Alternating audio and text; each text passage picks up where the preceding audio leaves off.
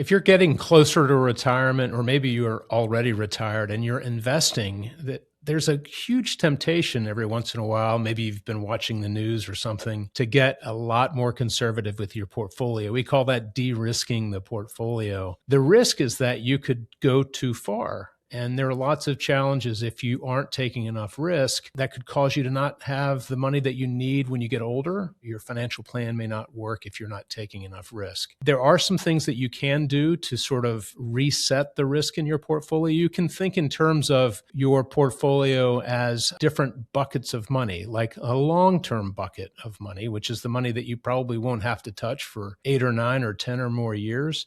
That's what typically would hold your stocks. You could have a midterm or intermediate term bucket, which is going to have things like bonds and other fixed income investments.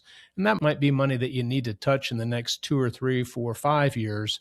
And then there's the short-term bucket, which is the emergency fund, that money that you have if you needed to put your hands on money and say the stock market or the bond market were in a particularly bad spot, you could put your money on that very quickly. One of the things that you need to do is that you need to make sure that you're doing things to manage your fears about risk, because you really can't have a successful retirement if you're not taking some risk. If this is interesting to you and you want to learn more, tune into this week's episode of Last Paycheck.